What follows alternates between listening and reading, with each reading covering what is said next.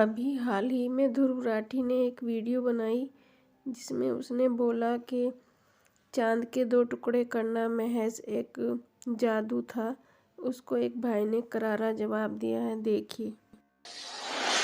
Islamic اور Christian scriptures کی بھی کچھ کہانیاں ہیں جو مائتھولوجی ہیں۔ ایون دو پروفٹ محمد اور جیزس کرائسٹ ہسٹوریکل فیگرز ہیں، لیکن جو میریکلز کی کہانیاں ان سے اٹیچ کری جاتی ہیں وہ ہسٹوریکل نہیں ہیں۔ نہ تو سائنٹسٹ نہ ہی ہسٹورینز انہیں سچ مانتے ہیں، تو یہ صرف میری پرسنل رائے نہیں ہے۔ چاہے جیزس کرائسٹ کی کہانی ہو کہ کیسے انہوں نے پانی کو وائن میں بدل دیا، یا پھر پروفٹ محمد کی کہانی کی کیسے انہوں نے چاند کو اپنی تلوار سے 2 حصوں میں بانٹ دیا۔ انڈین یوٹیوبر دھرو راٹھی نے اپنی ایک لیٹسٹ ویڈیو کے اندر ہسٹوریکل اور ریجنل میتھولوجیکل کہانیوں کا ذکر کرتے ہوئے قرآن مجید کے اندر موجود ایک واقعہ شق القمر کا ذکر کیا اور بتایا کہ یہ بھی رامائن اور کرسچینٹی کے اندر موجود دیو ملائی قصے کہانیوں کی طرح کا بس ایک واقعہ ہے جسے نہ تو سائنس کو سپورٹ کرتی ہے اور نہ ہی ہسٹری۔ اور یہ معجزہ شق القمر یعنی چاند کو 2 ٹکڑے کرنا محمد صلی اللہ علیہ وآلہ وسلم نے اپنی تلوار سے کیا تھا۔ پہلی بات تو یہ ہے کہ قرآن اور صحیح حدیث کے اندر اس معجزے کا ذکر موجود ہے، پر یہاں پر کسی بھی تلوار کا کوئی ذکر موجود نہیں۔ یہ مشرکین مکہ کے چیلنج کرنے پر یا پھر ان کے مطالبہ کرنے پر اللہ نے معجزہ دکھایا تھا، نہ کہ محمد صلی اللہ علیہ وآلہ وسلم نے خود سے۔ دوسری بات یہ کہ جس چیز کے بارے میں انسان کو پراپر علم اور ہسٹری کا پتہ نہ ہو، ان معاملات کے اندر اپنی ذہنی سوچوں کی بنیاد پر کوئی بھی رائے دینا سیدھا سیدھا جہالت ہے، جس کا مظاہرہ دھرو راٹھی نے اپنی اس ویڈیو کے اندر کیا۔ یعنی اگر میں بھی کسی مذہب کی تعلیمات کو پڑھے بغیر اور اس کو سمجھے بغیر بس اس کا اس لیے انکار کرنا شروع کر دوں کہ یہ میرا خیال ہے کہ ایسا نہیں ہو سکتا، تو جناب بہت کچھ ایسا ہے جسے ہندوازم کے اندر بھی ایکسپلین کرنا شاید آپ کے لیے باعث شرم بھی ہوگا اور illogical بھی، پر یہاں پر اس ویڈیو کا مقصد آپ کی اصلاح کرنا ہے، نہ کہ اختلافات کو مزید بڑھانا۔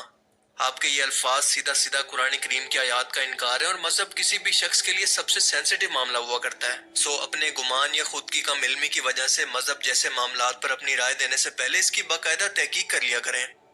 سب سے پہلے اس معجزے کا پس منظر جان لیں اور اس کے بعد اس کے سائنٹیفیکل، ہسٹوریکل اور لاجیکل پہلوؤں کی بات کرتے ہیں۔ قرآن کریم کی سورہ القمر کے اندر بیان ہوتا ہے کہ قیامت آ گئی اور چاند پھٹ گیا، اور اگر وہ کوئی معجزہ دیکھ لیں تو اس سے منہ موڑ لیں اور کہیں یہ تو ہمیشہ سے چلا آتا ہوا بس ایک جادو ہے۔ قرآن کریم کی ان آیات نے شق القمر کے واقعہ کو ایک معجزہ کے طور پر بیان کیا ہے۔ یہ معجزہ کیونکہ رسول اللہ صلی اللہ علیہ وآلہ وسلم کے دور کے اندر ظاہر ہو چکا ہے، لہٰذا قرآن کریم نے اس کو ماضی میں یعنی ایک گزر چکے وقت کے طور پر بیان کیا ہے، جس کا مطلب یہ ہے کہ اب اس واقعے کے کوئی آثار موجود ہو بھی سکتے ہیں، اور ایسا بھی ممکن ہے کہ بالکل موجود ہی نہ ہو، کیونکہ یہ عام حالات سے ہٹ کر ایک معجزہ تھا جو کہ قانون قدرت کو توڑ کر ظاہر ہوا۔ قرآن کریم کے علاوہ صحیح حدیث سے بھی متواتر یہ واقعہ ثابت ہے، کیونکہ بہت سے جلیل القدر صحابہ جیسا کہ عبداللہ بن مسعود، جبیر بن موتم، عبداللہ بن عباس، انس بن مالک اور حذیفہ بن یمان نے اپنی آنکھوں سے اس واقعے کو دیکھ کر خود بیان کیا۔ دراصل یہ واقعہ کچھ یوں ہے کہ رسول اللہ صلی اللہ علیہ وآلہ وسلم کے پاس مشرکوں کا ایک گروہ آتا ہے جس کے اندر ولید بن مغیرہ، ابو جہل، عاص بن وائل، عاص بن ہشام، اسود بن عبد المطلب اور نضر بن حارث شامل تھے۔ انہوں نے آپ صلی اللہ علیہ وآلہ وسلم سے کہا کہ اگر آپ واقعی سچے رسول ہیں تو اپنی سچائی کے ثبوت کے اندر چاند کو 2 ٹکڑے کر کے دکھائیں، وہ بھی اس طرح سے کہ اس کا ایک ٹکڑا جبل قبیس کی پہاڑی پر اور اس کا دوسرا ٹکڑا ہو کہکان کی پہاڑی پر۔ نبی اکرم صلی اللہ علیہ وآلہ وسلم نے پوچھا کہ اگر ایسا ہو گیا تو کیا تم لوگ ایمان لے آؤ گے؟ وہ کہنے لگے کہ ہاں بے شک۔